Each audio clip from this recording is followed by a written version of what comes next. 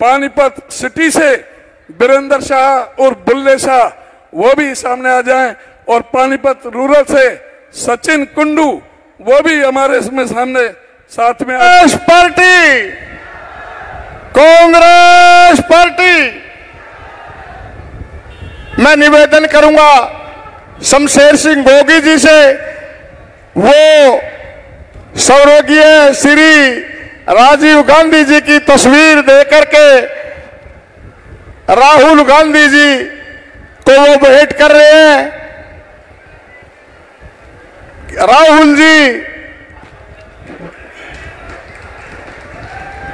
राहुल जी को राजीव जी की तस्वीर भेंट की है और एक राधा स्वामी सत्संग की किताब दी है। मैं निवेदन करूंगा इस देश की दिल की धड़कन नफरत को खत्म करके प्यार की राजनीति को देश में स्थापित करने वाले नेता श्री राहुल जी से वो आए, राहुल गांधी जी।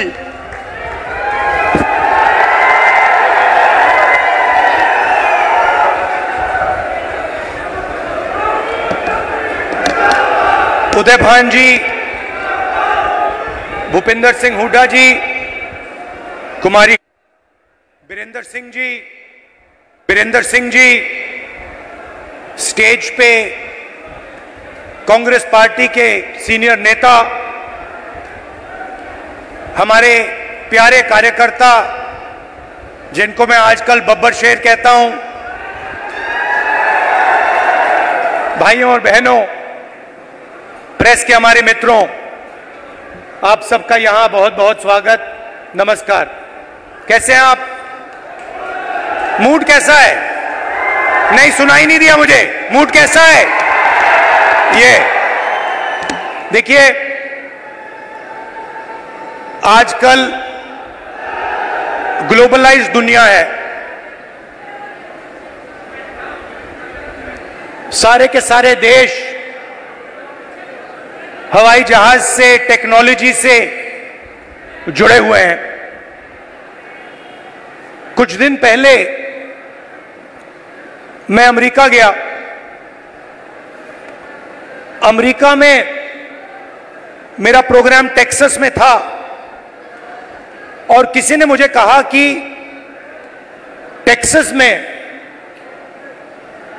हरियाणा के युवाओं से मुझे मिलना चाहिए।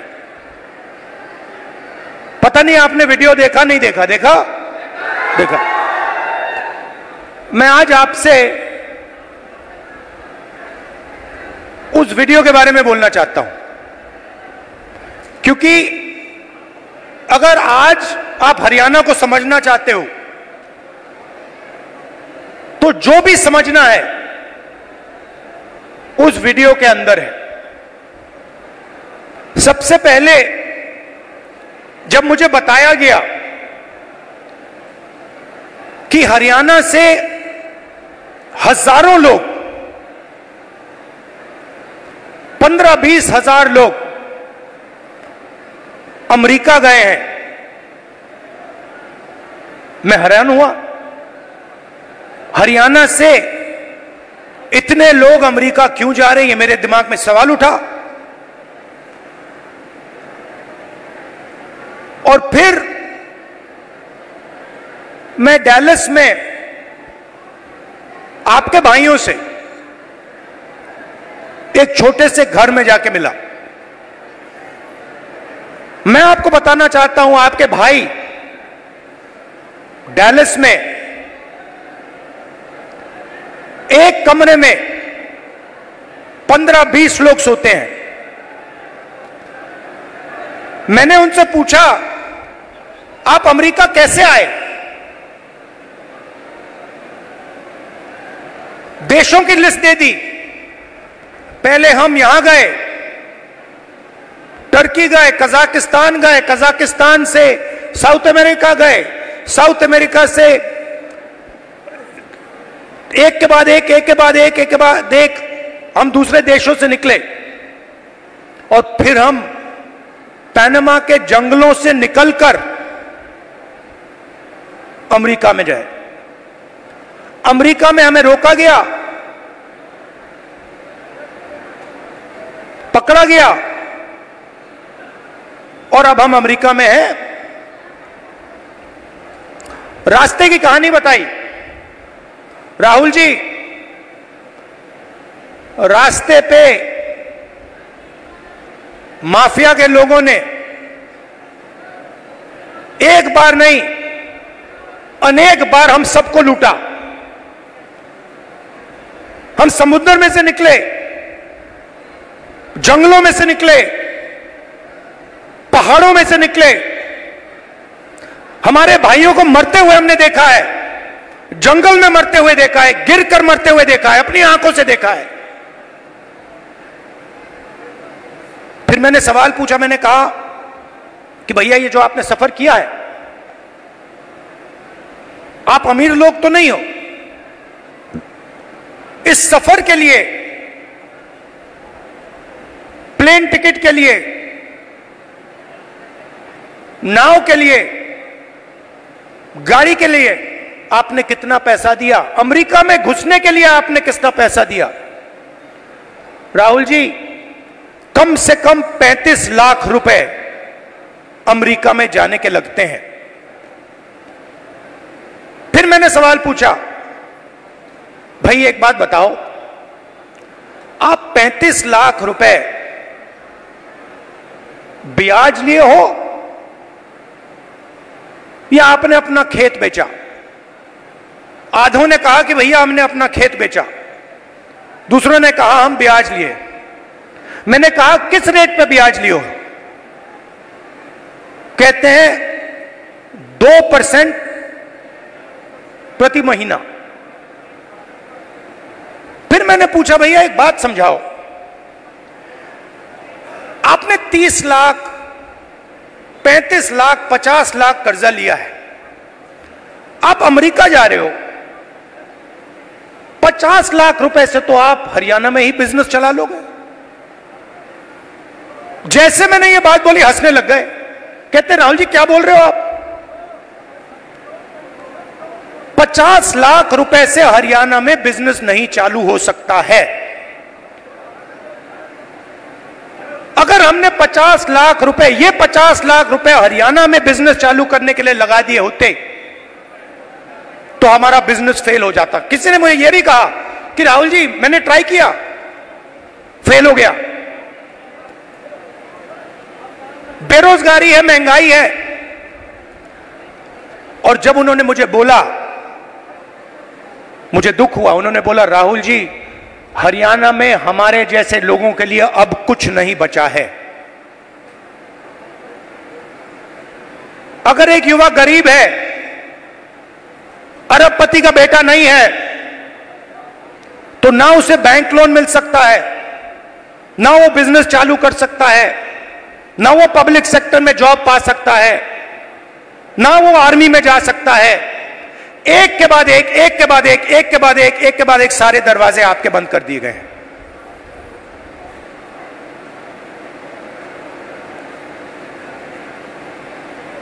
मैं जब उस घर से निकला, मैं सोच रहा था कि अगर इनकी ये हालत है तो इनके बच्चों की क्या हालत है। ये तो यहां है, कोई ट्रक चला रहा है, कोई जॉब कर रहा है, पैसा कमा रहे हैं। मेरे माइंड में आया कि इनके बच्चे क्या कर रहे हैं, इनकी फैमिली क्या कर रही है। कमरे में मैंने बात उठाई थी, मैंने कहा कि आप फैमिली से मिलते हो? नहीं राहुल जी, हम 10 साल के लिए अपने बच्चों से नहीं मिल पाएंगे, अपने परिवार से नहीं मिल पाएंगे, हमारे माता पिता मर जाएंगे मगर हम वापस नहीं जा पाएंगे। और फिर एक व्यक्ति ने मुझे कहा राहुल जी एक काम कीजिए, जब आप वापस हिंदुस्तान जाएंगे तो आप 5 मिनट के लिए हमारे परिवारों से मिल लीजिए और उनको कह दीजिए कि हम ठीक हैं, हम सलामत हैं। मैंने उनसे कहा कि भाई बताओ आपके पास तो मोबाइल फोन तो होगा, वीडियो कॉल करते होगे, उनको तो मालूम होगा। वो मुझे कहते हैं नहीं राहुल जी, वो मानते नहीं है। हम वीडियो फोन पे कॉल करते हैं और हमारे बच्चे मानते नहीं है कि हम ठीक हैं। अजीब सी बात है। फिर मैं करनाल गया सुबह 4 बजे, कि मैं चाहता था कि मीडिया वाले ना पकड़ लें, मुझे तंग करते हैं। मैंने इनको मित्रों कहा, मतलब ये है अदानी के मित्र, अंबानी के मित्र। तो मैं गया 4 बजे सुबह, वहां बैठ गए, बातचीत शुरू। एक मेंबर परिवार का यूएस में वीडियो कॉल चल रहा है, 6-7 लोग उस साइड डैलस में बैठे हैं, 20-25 लोग परिवार यहां बैठे हैं। मैं सोच रहा हूं ये हो क्या रहा है। और फिर छोटा सा बच्चा दौड़ता हुआ वो कंप्यूटर के पास जाता है,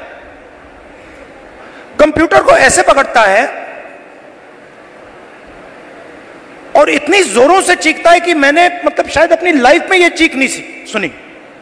कांपता हुआ चीखता है, पापा पापा पापा वापस आओ। और पिता कुछ नहीं कह पाता है।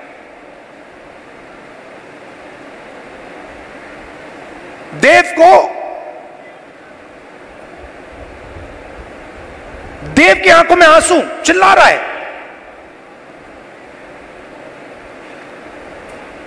और पिता हजारों किलोमीटर दूर मुस्कुराने की कोशिश कर रहा है, नहीं मैं ठीक हूं। किसी ने कहा बच्चा इमोशनल हो गया। मैंने माइंड में सोचा कि इमोशनल हो गया, इसके हर रोज सीने में छुरे लग रहे हैं। इमोशनल शब्द का क्या मतलब है? वो अपने पिता को 10 साल के लिए नहीं देखेगा, छू नहीं पाएगा, गले नहीं लग पाएगा। क्यों? क्योंकि हरियाणा की सरकार ने हरियाणा को नष्ट कर दिया है, खत्म कर दिया है। वो देव की चीखें नहीं थी, वो हरियाणा के हर युवा के चीखें हैं। और जब वो बोल रहा था, मैं सोच रहा था कि इलेक्शन सब कुछ ठीक है, मगर हरियाणा में जो लाखों बच्चे इस प्रकार से रो रहे हैं, चीख रहे हैं,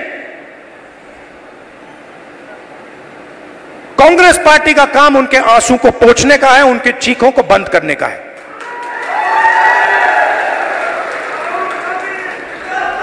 अब देव रो क्यों रहा है, यह मैं आज आपको समझाना चाहता हूं।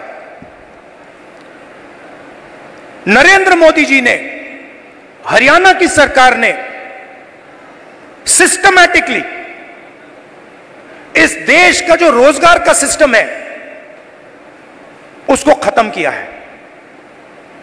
वो जो युवा अमेरिका गए हैं,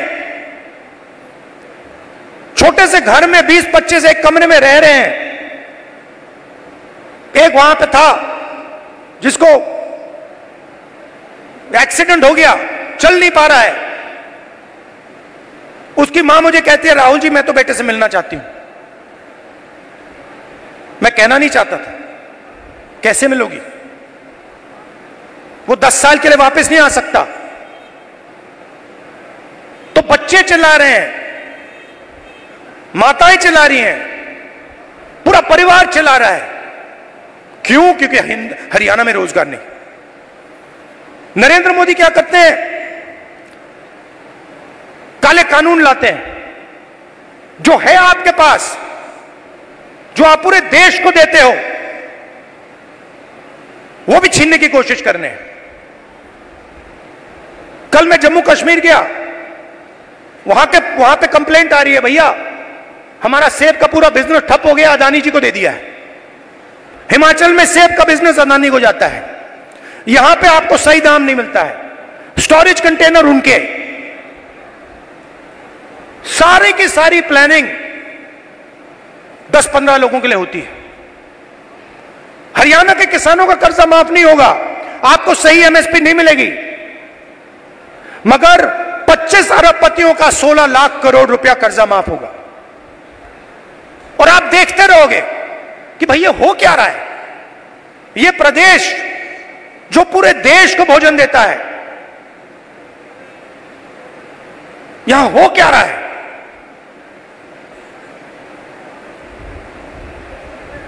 हरियाणा में ड्रग प्रॉब्लम है। उन्होंने मुझे बताया कि राहुल जी, हरियाणा में ड्रग प्रॉब्लम बढ़ती जा रही है। गुजरात में अदानी के पोर्ट में हजारों किलो ड्रग्स पाया जाता है।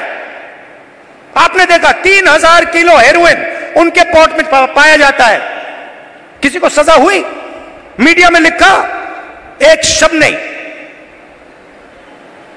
एयरपोर्ट उनको चले जाते हैं, पोर्ट्स उनको चले जाते हैं, मोबाइल फोन चलाओ जेब से पैसा उनको जाता है, सड़कों पे चलो जेब से पैसा उनको जाता है, हवाई जहाज में जाओ खरीदो, सारा का सारा उनके हाथ में। आपके लिए क्या? गलत जीएसटी, नोटबंदी। क्यों? क्योंकि छोटे व्यापारियों को, स्मॉल मीडियम साइज बिजनेसेस की हत्या करनी है, खत्म करना है। क्यों? क्योंकि 10-15 लोग चाइना का माल हिंदुस्तान में बेचना चाहते हैं, बनाना नहीं चाहते। जो आप काम करते हो, जो छोटे बिजनेस वाले करते हैं, हाथ से बनाते हैं, वो नहीं करना चाहते। जो हिंदुस्तान में बनाता है उसको खत्म करना चाहते हैं, और चाइना का माल हिंदुस्तान में बेचना चाहते हैं। लिस्ट निकालिए कंपनियों की, चाइनीज कंपनियों की लिस्ट निकालिए और देखिए उनका हिंदुस्तान में पार्टनर कौन है। चाइना के युवा को फायदा मिल रहा है, चाइना की सरकार को फायदा मिल रहा है, अरबपतियों को यहां फायदा मिल रहा है। नरेंद्र मोदी जी की मार्केटिंग हो रही है, और देव चिल्ला रहा है, चीख रहा है, मेरे पापा को वापस लाओ, मुझे अपने पापा चाहिए। मैं सोच रहा था जब मैं घर जाऊंगा मैं देव के लिए थोड़े खिलौने भेजूंगा। फिर मैंने सोचा क्या मतलब, खिलौने से क्या होगा, फुटबॉल से क्या होगा, क्रिकेट बैट से क्या होगा, वो तो अपना पापा चाहता है। तो ये हरियाणा की हालत है, और ये हम बदलना चाहते हैं।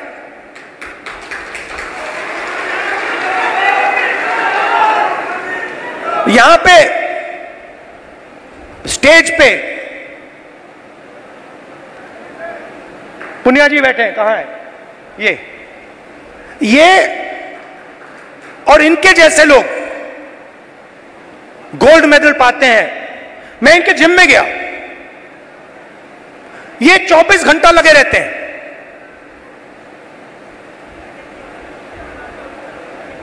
24 घंटा क्यों? गोल्ड मेडल चाहिए। क्यों? हरियाणा का नाम रोशन करना, हिंदुस्तान का नाम रोशन करना। पूरी दुनिया में हम चाहते हैं कि हरियाणा का नाम जाए, हिंदुस्तान का नाम जाए। गोल्ड मेडल हम अपने लिए नहीं लेते हैं, गोल्ड मेडल हम हिंदुस्तान के लिए लेते हैं। इन्होंने कहा मुझे, इसने कहा, वो भी 4 बजे सुबह। इनका क्या किया? सारे के सारे एथलीट्स को खत्म कर दिया। इनके बहनों का सेक्सुअल हैरेसमेंट हो रहा है, और जो कर रहा है उसकी रक्षा चल रही है। 24 घंटे टीवी पे देखो, वो रो रही है, कोई फर्क नहीं पड़ता, बीजेपी का आदमी है। चिल्लाओ जितना चिल्लाना है, देव के साथ चिल्लाओ, 24 घंटा चिल्लाओ, हमें कोई फर्क नहीं पड़ता, मर जाओ। ऐसा हरियाणा हमें नहीं चाहिए। हमें हरियाणा ऐसा चाहिए जहां बच्चे ना रोएं, जहां पिता अपने बच्चे के गले लग सके, जहां मां ना रोए। ऐसा हरियाणा हमें चाहिए, और ऐसा हरियाणा कांग्रेस पार्टी आपको देने जा रही है। अब आप मुझसे पूछोगे ठीक है आपने कह दिया, बताओ कैसे? मैं आपको शुरुआत की बात कर रहा हूं। पहला कदम, महिला शक्ति, 2000 रुपए हर महीने महिलाओं को और 500 रुपए का गैस सिलेंडर। दूसरा कदम, जो 2 लाख वैकेंसीज सरकार में आज खाली पड़ी है युवाओं के लिए, हम वो भर के आपको दे देंगे। किसान को एमएसपी गारंटी करके हरियाणा की सरकार देगी, और जो आपका बीमा का पैसा है वो आपको एकदम मिलेगा। जैसे ही नुकसान होगा उसके एकदम बाद आपको बीमा का पैसा मिलेगा। गरीबों के लिए घर, 100 गज के प्लॉट और 3.5 लाख रुपए दो बेडरूम के घर के लिए, और 300 यूनिट फ्री में बिजली। मगर ये लड़ाई सिर्फ हरियाणा की नहीं है, मैं आपको बताऊं, ये लड़ाई हिंदुस्तान की लड़ाई है, और ये लड़ाई कॉन्स्टिट्यूशन को बचाने की लड़ाई है। मैंने इसके बारे में बहुत सोचा है, ये हो क्या रहा है, ये बीजेपी के लोग कर क्या रहे हैं। ये कॉन्स्टिट्यूशन पर आक्रमण कर रहे हैं। जो हिंदुस्तान के गरीब लोग हैं, कमजोर वर्ग के लोग हैं, कॉन्स्टिट्यूशन उनकी रक्षा करता है, और बीजेपी कॉन्स्टिट्यूशन को मिटाने की कोशिश कर रहे हैं। वो कह नहीं सकते, ऐसे स्टेज पे आकर वो कह नहीं सकते कि हम कॉन्स्टिट्यूशन को मिटा देंगे, मगर वो करते हैं। सारी की सारी संस्थाओं को आरएसएस के लोगों के हवाले कर दी है। पूरा कंट्रोल नागपुर का है, उसमें हिंदुस्तान के 90% लोगों के लिए कोई जगह नहीं है। आप देख लीजिए, आप लिस्ट निकालिए, जिन जिन लोगों को आरएसएस ने हिंदुस्तान की संस्थाओं में डाला है, लिस्ट निकालिए, चाहते हो मैं दे दूंगा आपको। उसमें ना आपको एक ओबीसी मिलेगा, ना आपको एक दलित मिलेगा, ना आपको आदिवासी मिलेगा।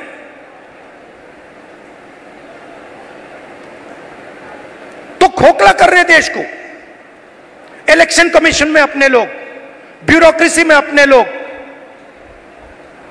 मीडिया में अपने लोग, इंटेलिजेंस सर्विसेज में अपने लोग, और 90% हिंदुस्तान के लिए कुछ नहीं। इसलिए हमने चुनाव में जाति जनगणना की बात की। हिंदुस्तान में किसकी कितनी आबादी है ये हम जानना चाहते हैं। अब इसमें कोई गलत बात तो नहीं है। जैसे चोट लगती है, आपको पैर में चोट लगती है, डॉक्टर कहता है भैया एक्सरे कराओ, चेक कराओ। हम सिर्फ ये कह रहे हैं कि भैया चेक कराओ, इस देश में दलित कितने हैं, आदिवासी कितने हैं, पिछड़े कितने हैं, गरीब जनरल कास्ट के कितने लोग हैं, ये पता लगाओ। कभी आरएसएस कहती है करना चाहिए, अंदर से कहते हैं भैया ये मत करवा देना, सच्चाई निकल आएगी। सच्चाई क्या है कि 90% लोगों के पास कुछ है ही नहीं। 250 सबसे बड़े बिजनेसेस देख लीजिए, लिस्ट निकालिए, उनकी मैनेजमेंट की लिस्ट निकाल लीजिए, उनके सीईओज की लिस्ट निकाल लीजिए, ओनरशिप जिसके हाथ में उनकी लिस्ट निकाल लीजिए। आपको उसमें एक ओबीसी, एक दलित, एक आदिवासी मिल जाए तो मुझे बता देना, मैं उसको अभी भी ढूंढ रहा हूं। कॉर्पोरेट इंडिया में 90% हिंदुस्तान का एक भी व्यक्ति नहीं है। गरीब जनरल कास्ट भी वहां आपको नहीं दिखेगा। सिलेक्ट लोग हैं। अदानी जी का बिजनेस है, हजारों बिजनेस उससे कनेक्टेड हैं, वो सारे के सारे कोई ना कोई परिवार का आदमी है। भाई कुछ करता है, बहन कुछ करती है, फैमिली बिजनेस है। ऐसे ही बिजनेसेस है। 250 में से आप मुझे नाम दे दो दलित का, आप नाम दे दो आदिवासी का, आप नाम दे दो पिछड़े का, नहीं है। ब्यूरोक्रेसी में देखो, हिंदुस्तान की सरकार को 90 लोग चलाते हैं, सेक्रेटरी कहलाते हैं, 3 दलित हैं, आबादी 15%, 90 में से 3। पिछड़ों की आबादी कम से कम 50%, 90 में से 3। होने कितने चाहिए? 45 अगर आप आबादी से जाओ, नहीं 3। और बजट कितना संभालते हैं? आदिवासी जिनकी 8% आबादी है, 100 रुपए में से 10 पैसे का बजट संभालते हैं। दलित 100 रुपए में से 1 रुपया संभालता है। ओबीसी 100 रुपए में से 5% संभालता है। यह हिंदुस्तान की सच्चाई है। इसलिए हमने कहा है कि जाति जनगणना होगी, नेशनल लेवल पे होगी। और मैंने कहा है मोदी जी के सामने पार्लियामेंट हाउस में, आप करो ना करो, मैं इसको इसी हाउस में पास करवाऊंगा, आपके मुंह के सामने करवाऊंगा। तो ये हरियाणा की रियलिटी है। और ये क्या करते हैं? बांटने का काम करते हैं। मीडिया वाले 24 घंटे लगे रहते हैं। एक जात को दूसरी जात से लड़ा दो, एक धर्म को दूसरे धर्म से लड़ा दो, और पूरा का पूरा फायदा अदानी को पहुंचा दो। हरियाणा एक साथ लड़ेगा, सबकी सरकार बनेगी, खुशी से बनेगी। चुनाव में कांग्रेस पार्टी स्वीप करने जा रही है, स्वीप करने जा रही है, आंधी आ रही है। और हम सबकी सरकार बनाएंगे, किसी एक की सरकार नहीं होगी, पूरे हरियाणा की सरकार होगी। इसमें सबकी इज्जत होगी, सबकी रिस्पेक्ट होगी, सबकी जगह होगी। और मेरी जहां भी आपको जरूरत हो, कहीं भी पार्लियामेंट में आपको कुछ उठवाना हो, कुछ कहलाना हो, आप मुझे बस ऑर्डर दीजिए, राहुल जी हरियाणा आपसे ये कहलवाना चाहता है, मैं कह दूंगा वहां पे जाके। दिल का रिश्ता है, पुराना रिश्ता है। मैं आपसे यहां आके 50 झूठ नहीं बोलने वाला, वो मोदी जी का काम है। आपने 10 साल देख लिए, सुन ली उनकी बात। आमदनी दुगनी कर दूंगा, और फिर काले कानून ले आए, छोटे बिजनेसेस को फायदा पहुंचाऊंगा, नोटबंदी जीएसटी ले आए। उनका काम आप जानते हो। अब सब मिलकर एक साथ हरियाणा को खड़ा होना है, क्योंकि देव जैसे जो बच्चे रो रहे हैं, उनके आंसू पोंछने हैं, उनको खुश करना है, और उनको अपने पिता के पास गले मिलने देना है। धन्यवाद।